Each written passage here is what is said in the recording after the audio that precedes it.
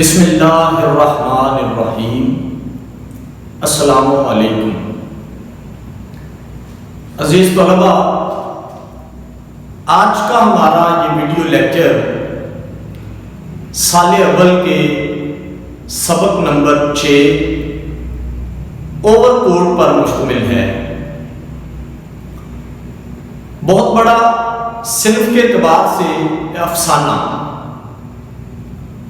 افسانہ ایسی من گھڑت کہانی کو کہا جاتا ہے جس میں کسی ایک کردار یا زندگی کے کسی ایک پہلو پر بات کی جائے۔ اب آپ کے سامنے الحمدللہ ثم الحمدللہ اللہ پاک کے فضل اور کرم کے ساتھ یہ بورڈ آپ کے سامنے یہ تیار ہے۔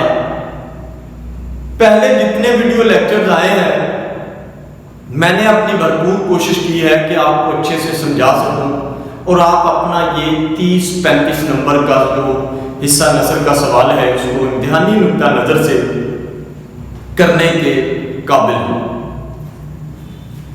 اس سبق کے مصنف سبق کا عنوان ہے اوور کوٹ اور مصنف ہے اس کے غلام عباس۔ اس کی ایک چھوٹی سی کہانی ہے، بیک گراؤنڈ ہے اس سبق کا۔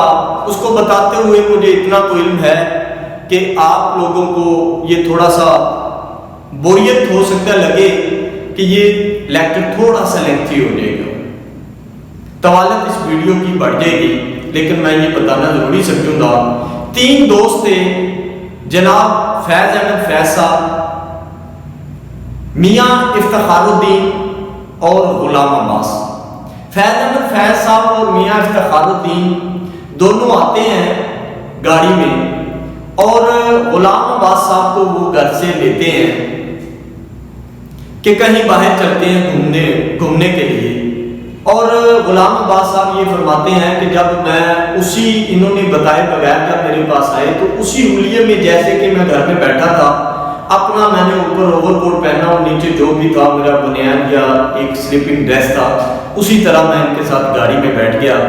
اور بتایا یہ جاتا ہے، محقق نقاد اور ادیب یہ بتاتے ہیں کہ اس وقت غلام عباس کا یہ حلیہ اور انہوں نے اسی صناع میں چلتے ہوئے ایک حادثہ دیکھا روڈ پر، جس پر ان کے ذہن میں خیال آیا کہ ایک افسانہ لکھا جائے اوور کوٹ کے نام سے، اور جو حالت انہوں نے بیان کی اس اوور کوٹ کے اندر نوجوان کی وہ بھی آپ کے سامنے ابھی میں بیان کروں گا۔ غلام عباس بہت بڑا نام، اردو افسانے کی آبرو ان کو کہا جاتا ہے، اور ترقی پسند تحریک کے اثرات بھی ان کی تحریروں میں نظر آتے ہیں۔ ترقی پسند ایک ایسی تحریک تھی جس نے یہ کہا، یہ چیز اجاگر کرنے کی کوشش کی کہ بھئی افسانہ کہانی یا شاعری کچھ عام بندے کی زندگی پر بھی لکھی جائے اور ان کو بھی اجاگر کیا جائے۔ ایک ریڈی والا، ایک مزدور، اس کی بھی ایک زندگی ہوتی ہے، نہ کہ صرف شہزادے اور شہزادیوں کی۔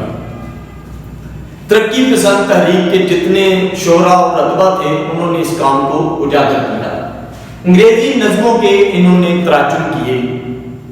اس کے علاوہ سب سے پہلی ان کی کہانی ہے جو 7ویں کلاس میں انہوں نے لکھی تھی بکری کے عنوان سے، وہ میں نے اس کا حوالہ دے دیا ہے۔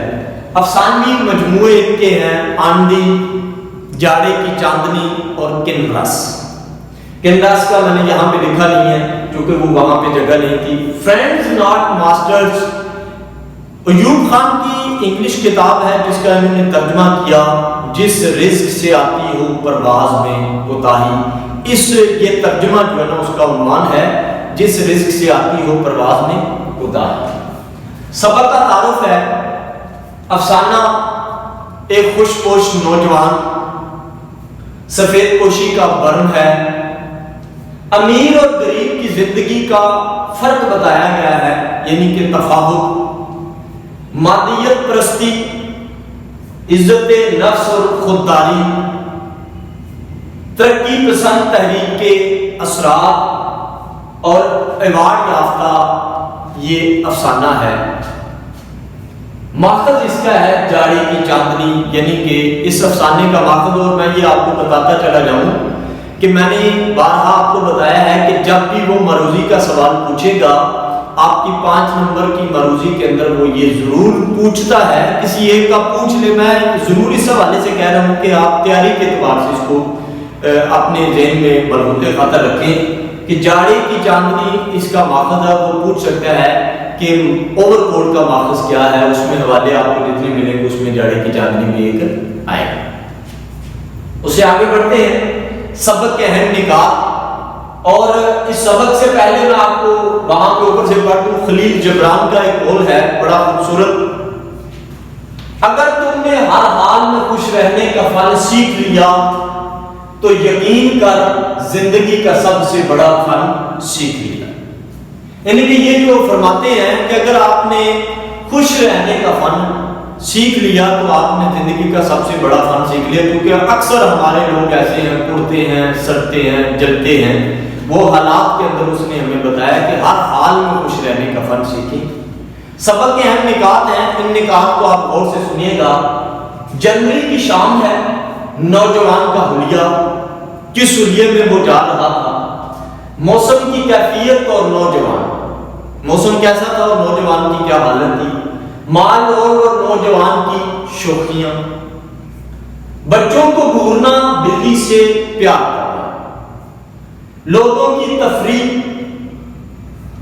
اور نوجوان کا لباس، نوجوان کا لوگوں کے لباس کا جائزہ، ہر وضع اور کماش کے لوگ، اوور کوٹ کا موازنہ، مال روڈ پر چہل قدمی، بک سٹال اور قلیم کی دکان، سڑک عبور کرتے حادثہ، ہسپتال اور نوجوان کی اصلیت، یعنی کہ ہسپتال میں حادثے کے بعد نوجوان کو لے جایا گیا، آپریشن تھیٹر میں جب اس کو اندر جا کے دیکھا اور 2 نوجوان نرسیں تھیں، انہوں نے جراحی کے نقاب اوڑھے ہوئے تھے اور وہ اس کو دیکھتی ہیں، جب نوجوان کے کپڑے اتارے جاتے ہیں تو اس کی اصلیت کا پتہ چلتا ہے۔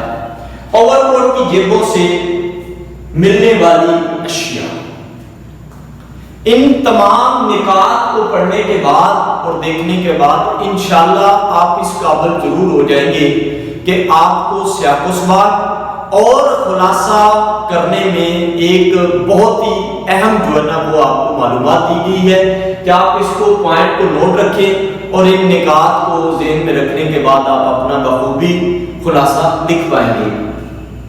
اب ہم نے ان نکات کو کھول کر بیان کیا ہے جن کو پڑھنے اور دیکھنے کے بعد آپ کو یہ معلوم ہوگا کہ ہم نے خلاصہ کیسے لکھنا، اور بہت ہی آسان طریقہ، کوئی آپ کو الجھن کی ضرورت نہیں، کوئی پریشان ہونے کی ضرورت اس میں نہیں ہے۔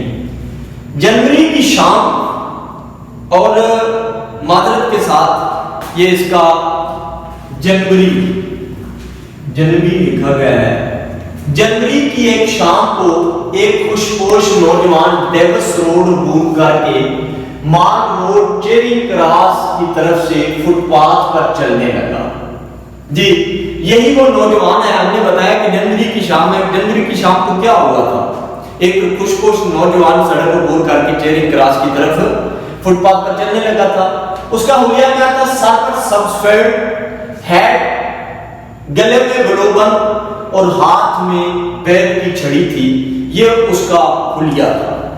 اس کے بعد آگے بڑھتے ہیں، موسم کی کیفیت اور نوجوان۔ جی موسم کیسا تھا، جاڑے کا موسم تھا، بہت سردی تھی اور ٹھنڈی ہوا تیز دھات کی طرح جسم سے ٹکراتی تھی، یعنی کہ ٹھنڈی ہوا چل رہی تھی اور وہ ایسے جسم سے ٹکراتی تھی جیسے کوئی تیز دھات ہو۔ موسم شدت سے بے نیاز تھا۔ جی اس میں ایک بات ہے کہ نوجوان اپنی اس موسم کی جو شدت تھی اس سے بے نیاز تھا، اس کو کوئی پرواہ نہیں تھی، پتہ ہی نہیں تھا کہ موسم یہ سردی کا کتنی سردی لگ رہی ہے، لیکن حال اس نے بیان کیا ہے کہ موسم ایسا تھا۔ مار روڈ کے بعد اپنے حصے میں پہنچا تو اس کی شوخی اور باغ پن میں اضافہ ہوا، یعنی کہ نوجوان جب مار روڈ پر پہنچا تو اس کی شوخی کیا تھی، وہ کس طرح سے محسوس کر رہا تھا، اس کا رویہ کیا تھا، وہ لوگوں کو دیکھنے کا انداز اور اس کا چلنے کا اور اندر ہی اندر اپنا سوچنے کا اس کا کیا ایک انداز تھا. وہ یہ بتا رہا ہے کہ جب بارونق جگہ پر وہ پہنچا تو اس کی شوخی اور بانگ پن میں اور بھی اضافہ ہوا. قریبی گھاس پر کھیلتے بچوں کو گھورنے لگا. نوجوان جب جا رہا تھا تو پھر قریبی گھاس پر جو بچے کھیل رہے تھے ان کو گھورنے لگا, ان کو دیکھنے لگا, اور وہ شرما کر بیچارے چلے گئے وہاں سے. تو وہ بھاگ گئے. مار روڈ پر سائیکلوں, موٹر سائیکلوں اور پیدل چلنے والوں کا ایک ہجوم تھا. جی یہ بات تو وہ دیکھ رہا ہے کہ جب وہ مار روڈ پر چل رہا تو وہ آپ ایسے بھی جانتے ہیں مار روڈ پر ایک بہت ہجوم ہوتا ہے, لوگ بڑی مطلب اجلت میں بھی ہوتے ہیں, چل رہے ہوتے ہیں صورت سے, اور کچھ موٹر سائیکلوں پر, کچھ سائیکلوں پر, کچھ ایسی آج کل سائیکل کا تو فقدان ہے, گاڑیوں کا ایک تانتا بندہ ہوتا ہے. وہ کہہ رہے ہیں کہ پیدل چلنے والوں کا ہجوم بھی تھا. نوجوان خالی بینچ پر بیٹھا اپنے سامنے سے گزرنے والی مرد و زن کو دیکھتا.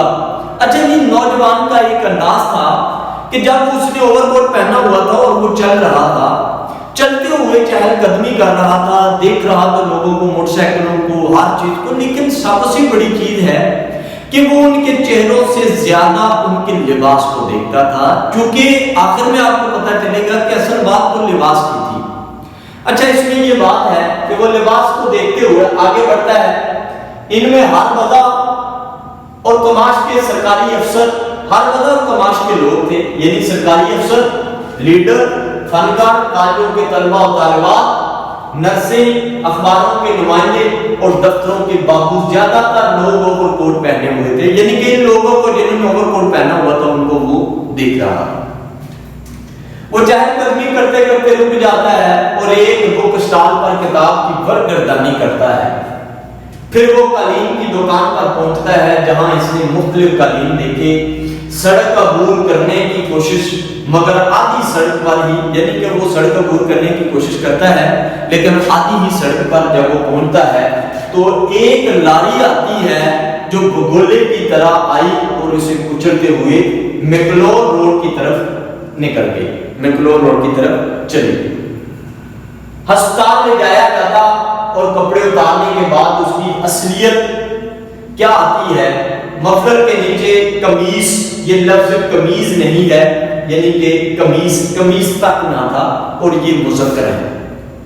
وہ سیدھا اونی سویٹر تھا اور اس کے نیچے میلا بنیان. یہ سب اس کی حالت ہے, اصلیت ہے جو بعد میں پتہ چلتا ہے. ایک چھوٹا سا بندہ, یعنی کہ پہلے وہ خوش نوجوان بڑا بن ٹھن کے نکلتا ہے, کسی کو معلوم نہیں ہوتا کہ یہ نوجوان اندر سے یہ حالت ہوگی. اب اس میں یہ بات بھی بتائی گئی ہے کہ انسان کا زندگی کا اس کا جو لبادہ اس نے اوڑھا ہوتا ہے, جو معاشرے میں وہ نظر آ رہا ہوتا ہے, یعنی کہ ایک منافقانہ جو ایک انداز ہوتا ہے, اس کا بھی یہاں پہ ایک انداز بتایا گیا ہے. غلام عباس صاحب نے بتایا ہے افسانے کے اندر کہ آپ دوہرا معیار معاشرے کے اندر جو اپناتے ہیں اس کی عکاسی بھی ہمیں اس افسانے کے اندر ملتی ہے کہ ہم ظاہری طور پر کچھ نظر آتے ہیں لیکن اندر میں حقیقت میں کچھ ہوتے ہیں. اچھا اس کے بعد ہے ایک چھوٹا سا کنگا, ایک رومال, 6.5 آنے, ایک بجھا ہوا تھا سگریٹ, ایک گراموفون, بیت کی چھڑی لاپتہ تھی. یعنی کہ یہ ساری چیزیں اس کی جیب سے بعد میں ملتی ہیں لیکن بیت کی چھڑی جو ہے نا وہ نہیں ملتی ہے. ٹھیک ہے, بہت شکریہ. امید کرتا ہوں آپ خلاصے کے اعتبار سے اور مصنف کا مختصر تعارف اور یہ چیزیں آپ بغور اس ویڈیو کو دیکھیں گے, سنیں گے اور انشاءاللہ آپ امتحانی نقطہ نظر سے اپنا یہ سوال کرنے میں اچھے سے کامیاب ہوں گے. بہت شکریہ. السلام علیکم.